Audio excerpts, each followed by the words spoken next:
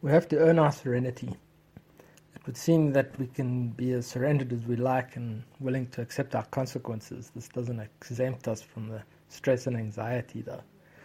The real deal is learning to live with our consequences, and that's no easy task. It doesn't matter who you are going to face challenges. It seems unavoidable. This is a tough subject and might leave you with a few questions. If you wish, send me a mail. I don't know if you guys know that Cliff has written a book. I'm sure you're aware of it. He writes something very interesting in the beginning of his book. He had a very bad traumatic experience, and it was just because I've started reading his book. He says that the experience changed his physiology. It changed him fundamentally. It was a bad experience, and I really liked the way that he put that, because I identify so much with it. When something really bad happens that really affects you to your very core and changes you. I don't know how much validity there is in what he's saying, but it feels right. You know, if I look at my own life experience, and if I look at the journey that I've taken and the struggle that I've had, the impact that alcohol and drugs had on me has fundamentally changed my perspective and my worldview and the way that I see things. And I would say to the point that I don't see things the way that I used to. Now, I don't know if that's just part of growing up, but it doesn't feel like it. It feels like there's been a definite change as a result of living my life the way that I lived my life, and the impact that those things had on the way that I see things and the way that I process things and the way that I do things. So when he said that, it resonated with me quite a lot, is that, you know, things can happen in your life that fundamentally change you. Now, we spoke yesterday, I spoke about codependence, and I think I've forgotten a lot of the stuff around codependence, but at one point I knew everything that there was to know about codependence. And the reason that was that way is because it was, I would say, the hugest obstacle in my life. The one thing that was insurmountable, that I didn't know what to do about or how to change it. And I tried everything that I could think of. I did writing. The way that the problem was for me is it was like a mental trap. I could see it from the inside, and it wasn't a problem that I could think my way out of. It was like I was stuck in the middle of the maze, and I didn't know how to find my way out, or how to get out of the maze. And I was doing the things that our program required of us. You know, I was going to meetings and getting sponsors and, you know, making amends and doing inventories and looking at myself, and I took it all very seriously and I worked very hard at it. But this was one thing that just wasn't changing, and I didn't understand why it wasn't changing, and I didn't know what I could do to change it, because I viewed it as one of my biggest defects of character. And the way that I understood it, if I just use my own language to describe it, is people-pleasing, inability to say no, being trapped in relationships and unable to express myself in those kind of situations. So it was very, very difficult way of going through life for me. So any conflict that arose, I would say that was probably like the biggest thing, is just that absolute inability to handle conflict. Now, one of the things that the 12 steps says that we must do is, as we go along, we must right the wrongs of the past, which is a very, very good thing, and that's what I did, and that's how I would handle confrontation, and I would handle conflict. So I would get into an argument or a blow up with somebody, and then I would look at my part in that interaction and make that right, because I would always feel very bad about the interaction. But sometimes you need to be able to speak about things, and you need to be able to maintain your composure when you are engaged in confrontation, and I was unable to do that. So when I used to have a conflict, it was an explosion. It was never a discussion. It was never a high level, high intensity discussion working towards a solution. So I'm a big believer in conversations. And having conversations about things, even when I think that it's not going to serve any purpose and that it's stupid. Because my natural tendency is to isolate myself. I don't want to, I don't want to sit by myself because the discomfort of conflict is so much. And I don't want to talk about it to anybody because it seems like such a stupid, I don't want to talk to anybody. Just leave me alone, and I want to do my own thing. So it almost becomes like a bind. And what I've learned about step 1, step 2, and step 3 is that I need to accept my circumstances the way that they are, and that can become very, very difficult. So, depending on the level of conflict. So, if the level of conflict is very high, then the internal dissonance, the internal pain is much higher than a low impact confrontation, where a low impact confrontation will perhaps be more in the mind, the inability to settle my mind about the engagement that has happened. And I have a tendency to revert to an old behavior. I'm much more cognizant of it now, and I'm much more aware of it. But I have a tendency to build my case, why I'm right, and why that person is wrong, and why that person should be doing a better job of the way that they're doing things, as opposed to the way that they're doing things, and that I would be able to do a better job if it was me. So I justify my case. And like I say, I'm much more aware of it now, and I'm much more cognizant of it now. And when it creeps in, I'm aware of what is happening. Now, as a result of codependence, this is something that I believe. As a result of the codependence, I also believe that the codependence was given to me as a solution to my problem. So I had this problem of being a people pleaser. So I would always be doing things for other people. I would always be enabling. I was very passive aggressive, compliant, often resigned to situations that I felt I had no power in or no ability to manage or change. But I also believe that was my solution.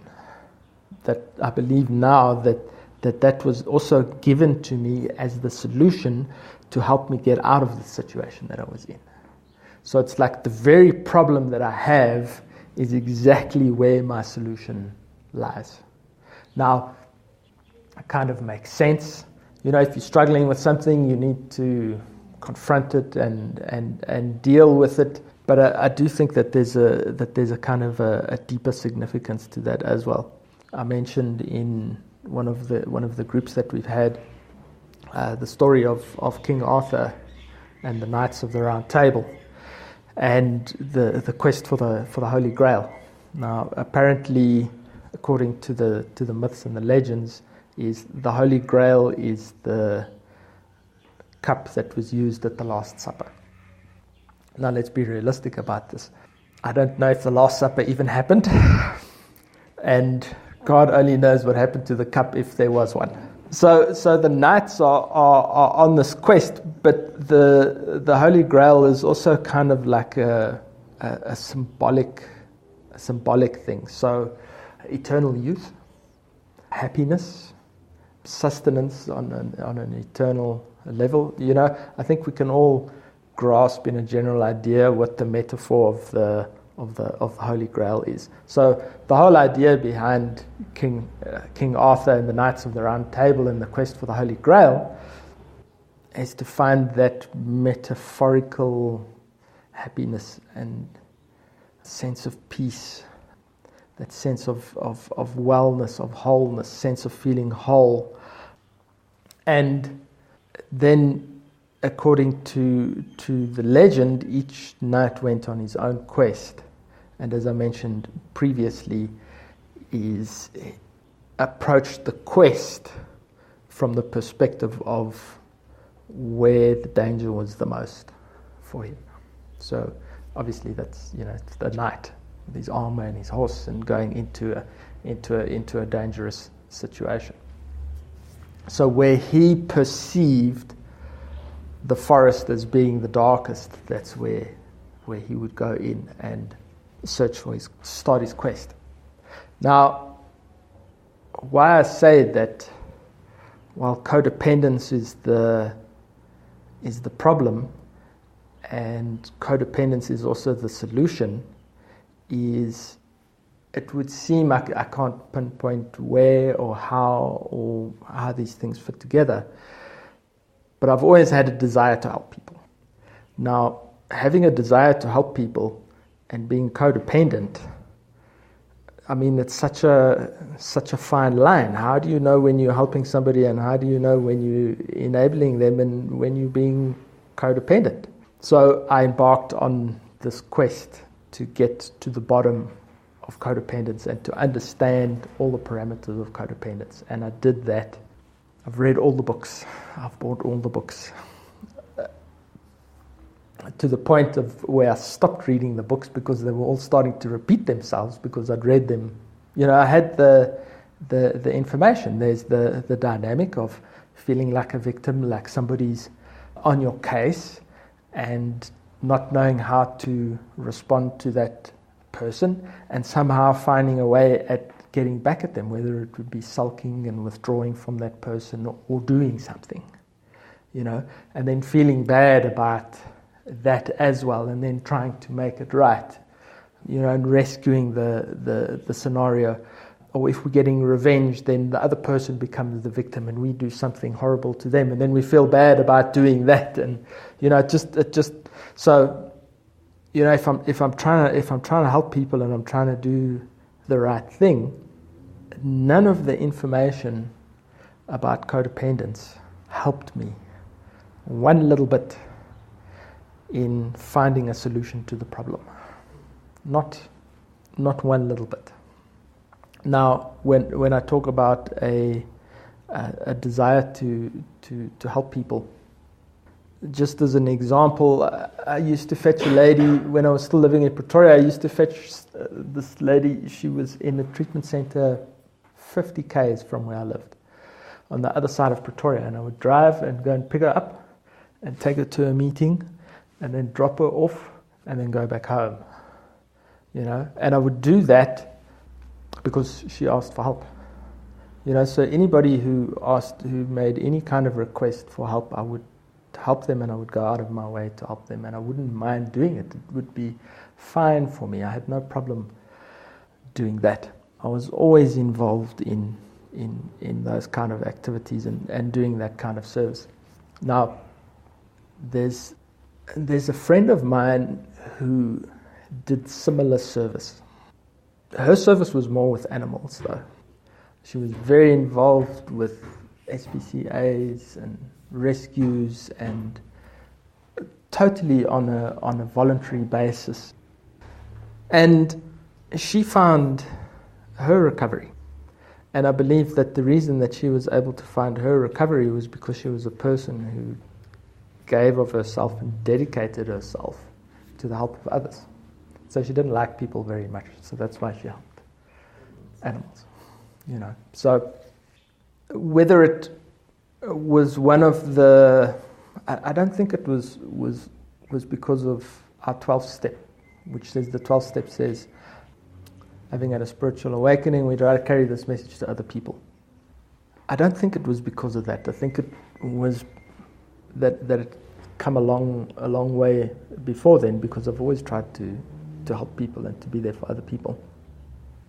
But that fitted in very nicely with my lifestyle and the way that I like to do things. So it was something that I valued, and I've seen now, even moving to Joburg where I don't know anybody, getting involved with service is the best way to make friends and to meet people and to connect with other people.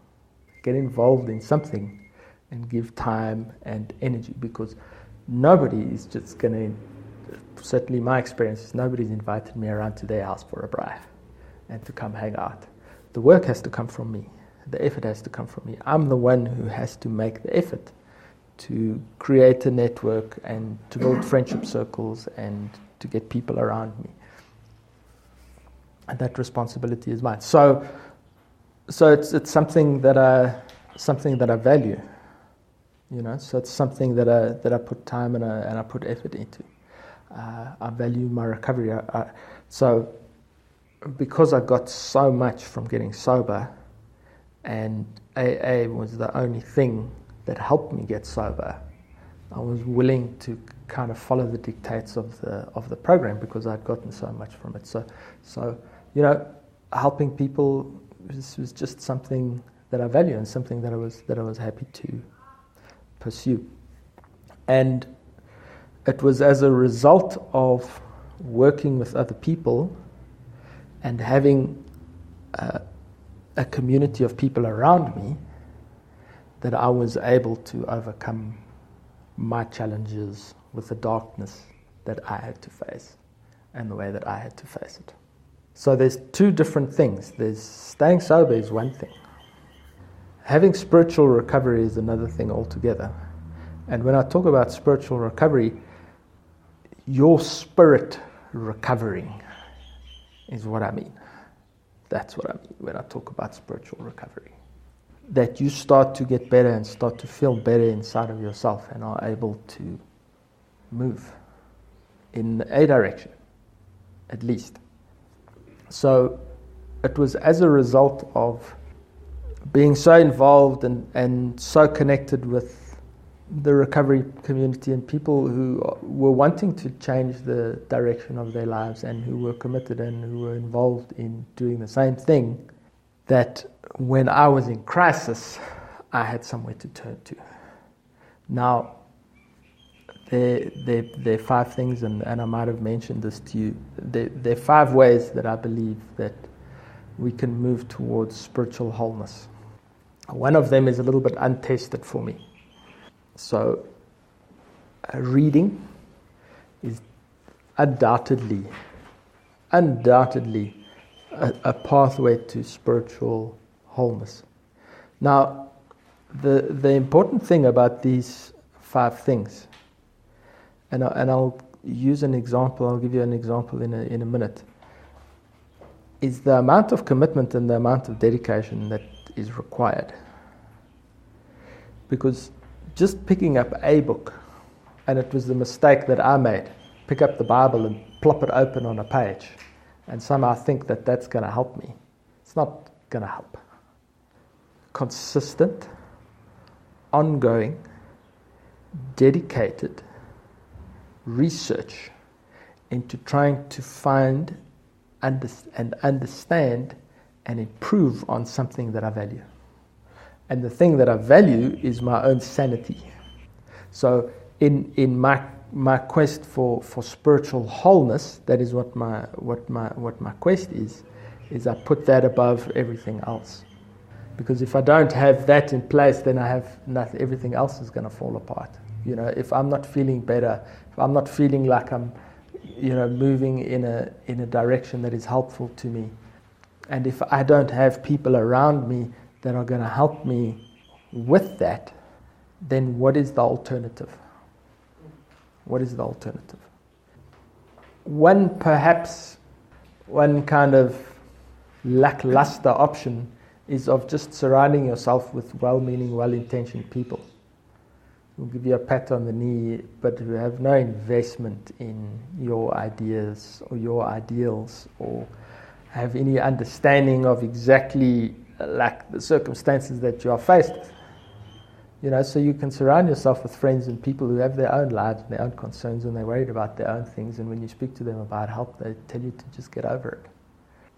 So reading, absolutely indispensable Absolutely indispensable. I've always questioned, and I still do question, and I still do wonder, how do people who don't read find spirituality? Do they have to wait for someone who is a spiritual person to speak to them and to carry that message to them? Is that what it is, that it just becomes a case of, I don't know, the right people crossing your path? Is that an option? Is that a possibility? To me, it seems a bit crazy. But that's because I'm a reader. You know, there are millions of people on earth who don't read, who can't read, who are illiterate, who live in poverty-stricken countries, who never get to school. Does that mean that spiritual enlightenment is not available to them? Spiritual wholeness is not available to them? Podcasts. Podcasts are a very, very, very good way of doing that. Look, I've looked at audiobooks. There's an app called Audible. I think it's linked to Amazon. I think you can get audiobooks on Amazon. Very expensive. So for me, prohibitively expensive. Podcasts are awesome. But then you have to search. You have to listen, which is exactly the same as reading. Is read lots and lots of books, and eventually you'll find the answers that you're looking for. It's exactly the same thing with podcasts. You have to wade through a lot of stuff. I listen to podcasts every single day. There's a lot of crap out there. You have to search and you have to wade through the stuff.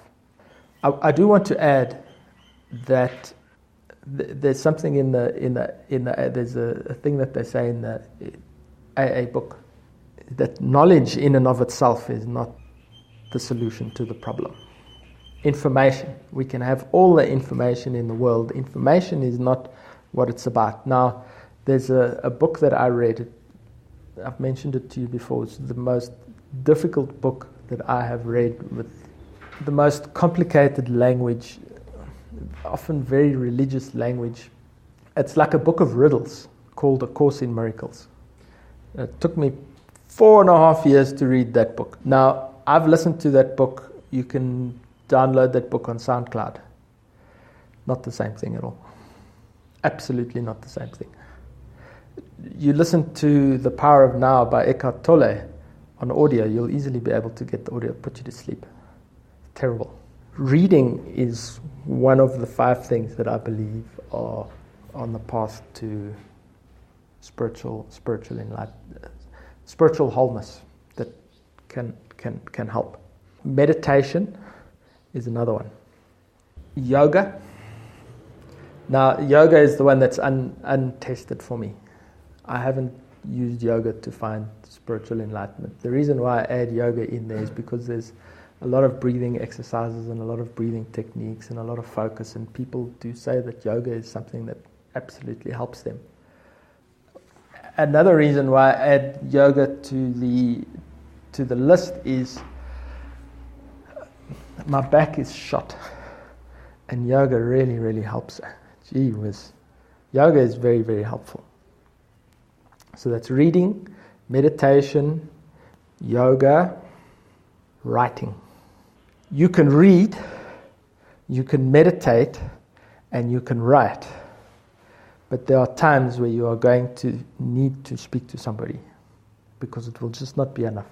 There will be so much darkness, and there will be such a cloud hanging over you, and there will be so much confusion, that using those 4 things will give you a little bit of perspective on your circumstances, but it will not help you to rise above. Now, I mentioned making amends, because all the great philosophies talk about this specific principle, atonement for our sins. And I don't mean atonement in the sense of walking on your hands, through the desert. That's not what that is about. I believe, and it makes sense, is that making an amend is the one thing that can only do good. Unless, of course, you want to get ridiculous. So there was a chap that I knew, and he was gay, and he got married, and he had children with this woman, And she knew, but he couldn't maintain the illusion of happy families. And he, as part of this amends process, told her everything that he had been doing in their relationship while they were married. And obviously that was the end of the marriage. He felt that if he didn't tell her everything that he'd been doing, all the affairs and the clubs and all of that kind of stuff, that he couldn't continue with his life until he did that. And the relationship ended. Now, I'm in two minds about whether that is the right way to approach that situation or not. It was the best that he could do at that time with the information that he had. I believe that he was unable to say, listen, I'm going. And just stand firm on that boundary. I don't know if it was necessary to inflict that much pain and to unload his conscience on another person. So making amends is the one thing that does good. There's no negative that can come from making right things that we've done wrong. Again, I will say, if you keep going back to a person and apologizing 10 or 15 times for something that you've done, and stalking somebody, that's obviously crazy. I will say that it's the one thing that I've found that is, in fact, I would say that it's the only thing that I've found that has enabled me to untangle myself from difficult situations that I have in the relationships that I have with people. The only thing, nothing else. When we engage on a confrontational level, it does affect us. And we can try and talk it away, but that effect that it has on us does not leave until we examine ourselves and look at our part and take responsibility for our part and own up for that. What then happens is that every time we get into a conflict or a confrontation, we add another layer of complexity to the problems that we face, and another layer, and another layer, and another layer. And eventually, the weight of it distorts our perspective. Because there's so much, so complicated, you don't understand how complicated it is. No, it's not that complicated.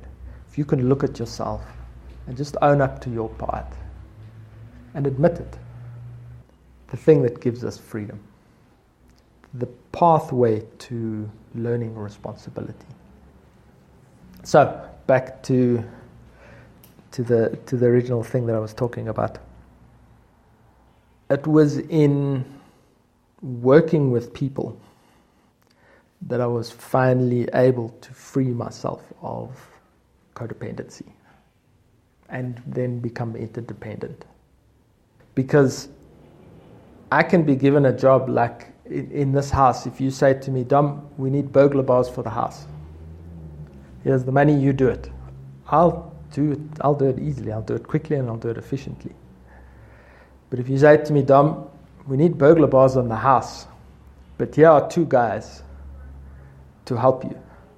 This one doesn't know how to weld, and neither does this one.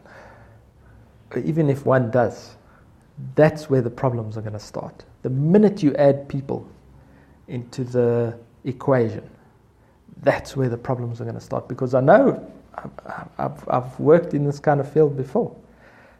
I know that I'm going to be dealing with two complete idiots who have absolutely no idea what they are doing and must have their lives micromanaged.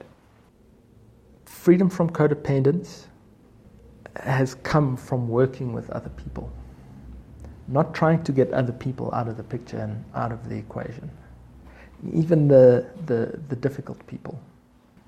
I see it many times where people just have an instant disliking to some people. I'm generally not like that in my personal character. I generally get along with anybody, unless maybe they're a bit too square or overly religious, then they drive me crackers. And the solution for me lay in being forced into a position where I had no other alternative but to speak the truth and to live in the truth with the consequences associated with that. That's the only way. And that is not something that I would have willingly done on my own. In fact, I would much rather avoid and be nice, because sometimes the truth can be unpleasant and the truth can be ugly. A chap by the name of Niccolo Machiavelli wrote a book called The Prince.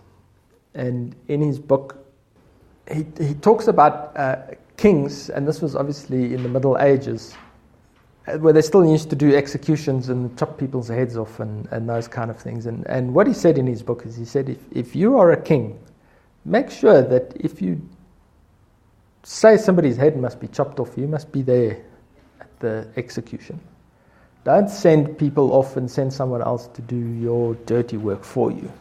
You need to be the one who is there so that you don't lose sight of the seriousness of what it is that is taking place. That you don't just, start making jokes about beheadings and, not take it seriously, because it's a serious thing. I can't imagine that it can be a lot of fun watching somebody get their head chopped off, or even somebody sending someone to have their head chopped off.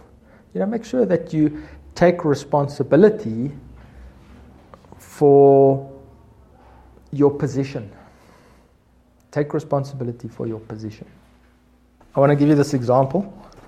When somebody learns how to play the violin is a very, very difficult instrument to learn how to play. The neck of the violin has got no markers on it. So you don't know where your fingers need to be by looking and measuring with specific, like on a guitar, they're frets, which can show you the fingering of where your fingering needs to be. So it's almost like you need to learn by sound and by repetition of being in exactly the right spot on the violin to get the right note. Whether it's and trust me, the difference between an E sharp and an E flat, you can hear it immediately. You can pick it up, and it's just small. You're just in the wrong place. You're in the wrong place. Apparently, there are 12 different bow techniques for playing a violin. I wasn't aware of that. 12 different ways of learning how to do it. Now, they did a test. They did some research, not a test. They did some research at the Berlin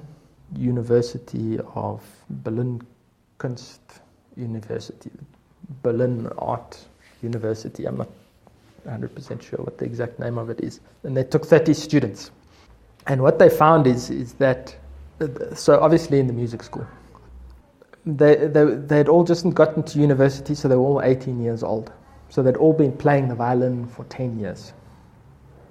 And the majority of them had started playing violin when they were 8 years old. The techniques for learning to play the violin are good, I imagine nearly 1,000 years old, that people have been figuring out how to play the violin and how to teach people how to play the violin. So it's a very old skill, and what they have done is they have figured out the best, the fastest, and the easiest way to learn to play the instrument and how to teach it. It's been perfected over a very, very long time. And they did note that the one weak point in learning to play the violin was the competence of the teacher.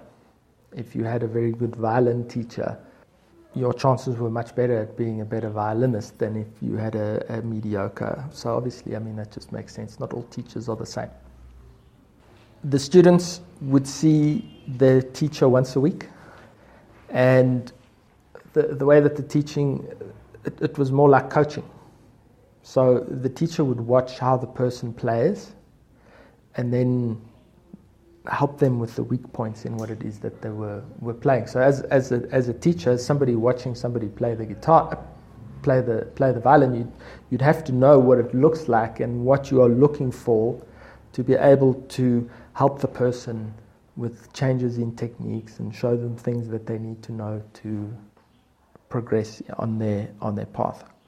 What separated the good players from the very best players was the amount of solitary practice that they applied. So how much time they spent by themselves, sitting with their instrument, practicing themselves. At 10 years old, 15 hours practice a week kind of seems to be the average, 15 hours a week. So that's like 2 hours a day at 10 years old for a violinist. And that's just to get into university, to start learning to play the violin.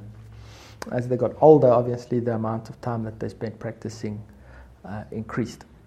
And what they did was they measured, how much practice these guys were putting in over the course of their lives. They didn't need an investigation into how much time they spent practicing. The students ranked the importance of practicing down to these things. The most important thing was solitary practice. The second most important thing was playing with other people. Playing with other people is very, very important if you're learning a musical instrument. It's also the most fun, certainly for me, the most fun part. It's a very, very creative process.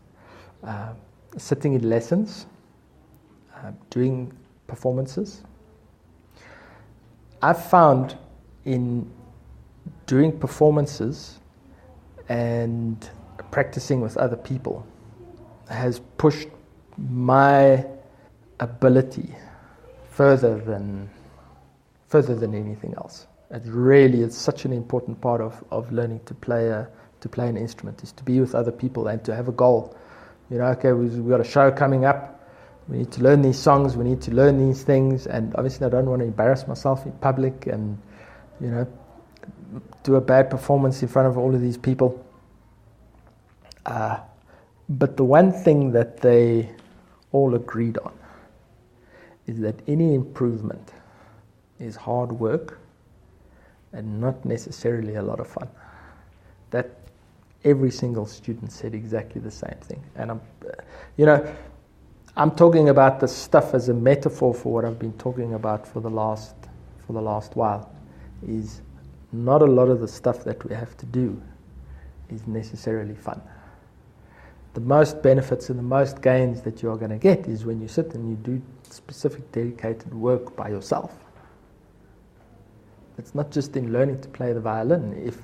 If our hope is spiritual wholeness and the maintenance of that spiritual condition, there's things that need to be done. It's not just going to happen. Nobody just, they carried this research as far as autistic children. Autistic children do not just pick up instruments and play them. They become obsessed with an instrument, like a piano, and they spend hours and hours and hours and hours playing. I have a TED talk of a guy who took an autistic kid he was completely autistic. I taught him how to play the piano, and the absolute level of virtuoso that he became, but he was taught that not even autistic children just pick up an instrument and immediately start playing it. There's hours and hours. You can imagine some autistic kid on a piano, and he recorded it on film, the guy banging on 2 notes, and he had to figure out how to teach the kid, because the kid was obsessed with the piano and wouldn't let anybody play the piano, and nothing lands in your lap. You get nothing for nothing. I might have mentioned what Carl Jung said about taking psychedelic drugs. Beware of knowledge you haven't earned. And I'm an absolute proponent of that. I want to just end with this quickly. The violinists who became music teachers had practiced by the age of 18, that's in a 10-year period, had done about 3,420 hours. 3,420 hours of practice. The good violinists, 5,300. The best violinists, 7,400 hours in a period of 10 years. That's how you get to be the best. Hours and hours and hours and hours of dedicated practice. You get nothing for nothing.